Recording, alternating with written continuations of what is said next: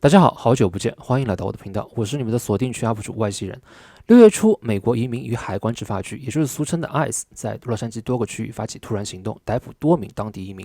实际上，本次行动贯彻的是特朗普选举时所宣扬的打击移民政策，而美国的政治体制又决定了这样的事件必然导致联邦政府和州政府发生冲突。事件爆发以来，不出意外的，国内媒体又开始大做文章。简单的来说，用国内的政治视角去看美国的冲突，认为对方一片混乱，即将崩溃分裂，是非常无知的。美国是联邦制国家，各州拥有高度的自治权，在法律、教育、治安等等问题上可以自行决策执行。如果从商业的角度来说，美国的联邦政府和州政府的关系像是母公司和子公司的关系，各自为独立法人，自负盈亏；而中国的中央政府和地方政府则像是总公司和分公司的关系，分公司不是独立法人，没有自治权，和总公司是一个整体。这种分别的本质实际上是以统一一个国家的不同面向决定的。形成中国统一的主要因素是根深蒂固的强大的共同的文化传统，而对于美国来说，统一的动因则来自于独立战争、反殖民的信仰和以此为基础的宪法。所以这两个国家从根本上就有着不同。国内媒体经常把特朗普描述成一个无法无天、肆意妄为的老头，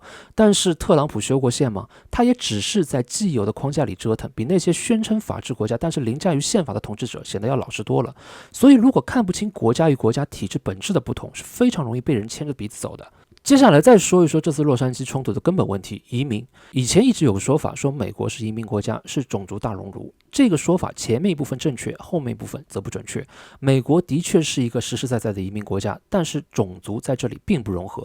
与其说是大熔炉，不如说是一块种族调色板。看起来各种颜色互相交织，产生新的颜色，但是根本经不起细看。实际上彼此经纬分明，各个种族互不相干，这一点和中国完全不同。其实说中国是种族大熔炉才更为准确。我们可以追溯到古罗马和同期中华帝国的同化政策，来获得对于中美两国对于移民的基本态度。由于两国的统一动因不同，基于对传统文化认同，以此产生的强大的共同的民族意识的中国来说，对外族抱有相当开放的态度，通过通婚和思想教化来进行同化。事实上，现在所说的95%的中国人是汉人，指的并不是种族上的，而更多指的是文化上的同质性。而古罗马则不同，被征服的外族仍然是外族，禁止与罗马公民通婚，远不像古代中国那样进行同化和融合。而古罗马这个国家统一依靠的是法律和军队，人与人最显著的差异其实并不是肤色、种族和国籍，而是思想。那为什么中国传统文化具有如此强大的融合能力，并且为什么自古以来对移民都如此友好，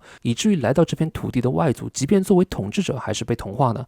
要回答这个问题，要从意识形态、维系统一的儒家思想、语言政策等等方面去解释，这不是一个简单的问题。如果有兴趣，我可以另外做一支视频来详细分析，这里我就不多做拓展。所以洛杉矶发生的冲突，用中国的同化逻辑去看是不可理解的，是撕裂统一的，所以才会有人认为这是美国的内战。事实上，这远远不是内战，实际上是选民之间的斗争，是美国总统和加州州长为各自的选民发生的冲突。这既不是第一次，也不会是最后一次。